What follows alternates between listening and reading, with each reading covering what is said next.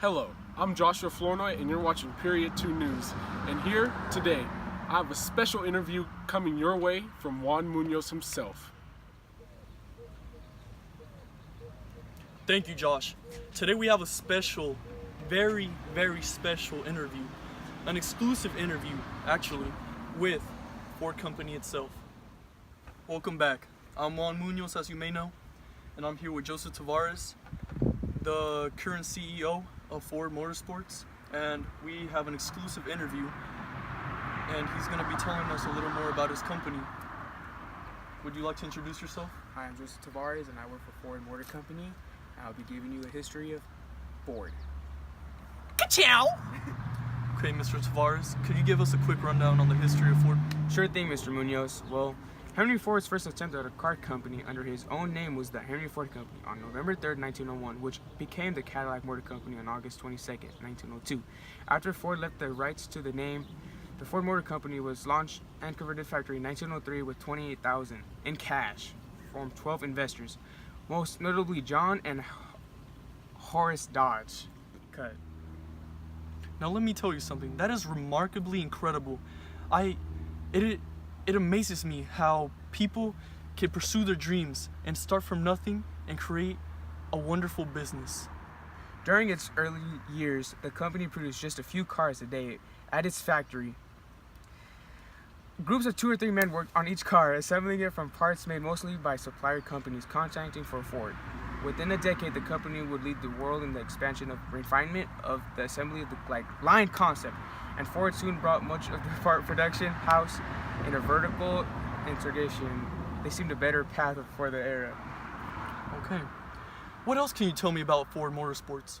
Henry Ford was 39 years old when he founded the Ford Motor Company, which would go on to become one of the world's largest and most profitable companies, and has been continuous family control for over 100 years and is one of the largest family-controlled companies in the world. The first gasoline-powered automobile had been created in 1885 by the German inventor Karl Benz. More efficient production methods were needed to make automobiles affordable for the middle class, to which Ford contributed by, for instance, introducing the first moving assembly line in 1913 at Ford factory in Highland Park. Now, I hope you don't mind me getting off topic here, but what is your favorite model of the car? My favorite model would be the Model T. The first year they were produced was 1908. I got my year in 1909. It's a remarkable car. I like it. It's a classic, pure American muscle. And yeah. Do you feel that the cars are produced with high quality materials? They are produced with very high quality materials. Ford wants his cars to be remarkable at affordable prices. Not they're for like the middle class. They're not, anybody could buy them if you have the right money.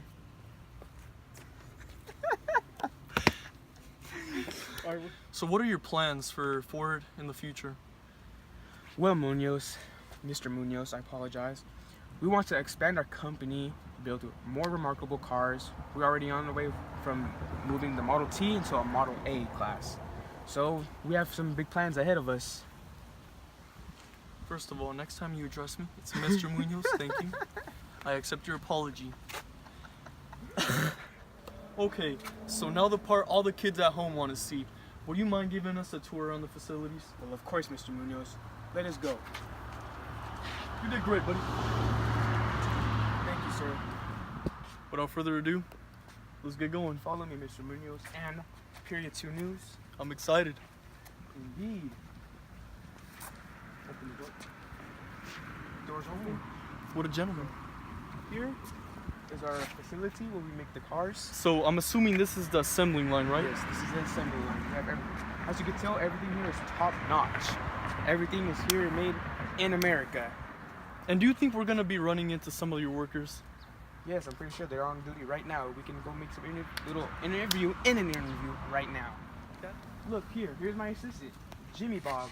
So can you tell me how's the pay here? It's great, about 20 cents an hour. So you take around $5 to $10 home a week? About that. Okay, and so what's your assignment? What do you do here? Just play with some nuts and bolts and cars come out.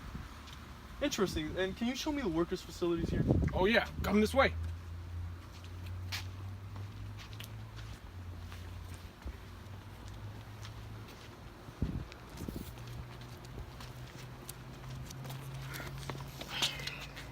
as you can see here, Good job, Jimmy. it's a lot of cars. This is where we work. You see, I like to chill over there in the corner, play with some nuts and bolts. You heard? Cars come out. Meow. Let's go. Now, what if a worker were to mess up in the assembly line? What are the consequences around here? I don't know if I'm legally allowed to tell you that, but Mr. Tavares takes us down there. The rumors are confirmed, folks. Let's go take a look. This is exclusive coverage, everybody. You will get it nowhere else but here. This is how the Ford company treats their workers. Can you please explain what happens down here? Hey, nah. Get out of here. Get out of here. Get out of here. Get out of here. And there you have it, folks. The exclusive interview with the Ford company. Back to you, Josh. And now, to the weather. But make sure you stay tuned because our very own Juan Munoz, who is also a seismologist, is reporting it. Thank you, Josh. And now for the weather. As you can see today, it's a bright day. And for the rest of the week, it's going to be bright. You know, sun's out, guns out. Flex on those haters. Hit the pool, man. You know, no more staying inside with those freaking knickknackers. Just back to you, Josh. And now to Juan Munoz, our very own seismologist. Thank you, Josh. I'm here in San Francisco, and as you guys can see, it's really cold out here. It is not 100 degrees outside. I am not crazy. And I have a very interesting story for you people. See, recently, there was a 7.9 magnitude earthquake that struck San Francisco not too long ago, and I'm going to be giving you guys information on the damage that it caused and how it happened. Oh, hey, I didn't see you there. Before we get back to our very, very important message, we just wanted to recognize and give a moment of silence for a very talented soul that was lost on June 18th.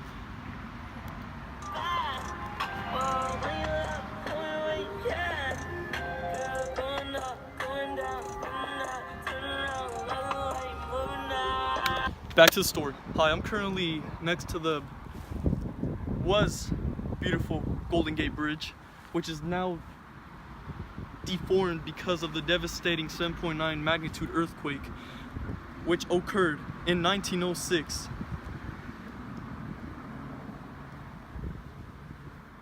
As many of you know, the earthquake took place in Northern California, here in beautiful San Francisco.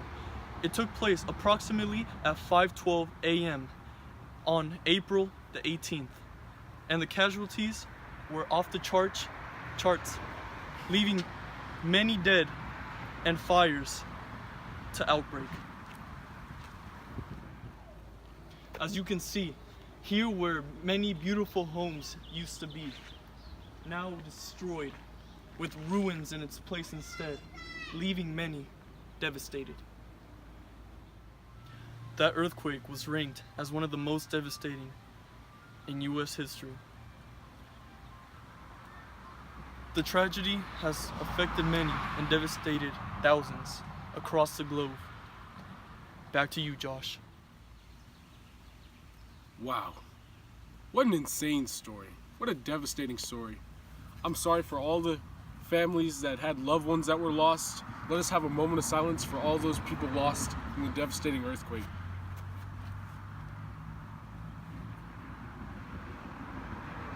All around me are familiar faces, worn out places,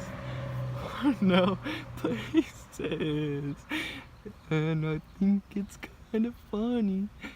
All right, let's get back to the story. Let's go. Hello, this is a story that I will be personally covering. It's about the Wright bros.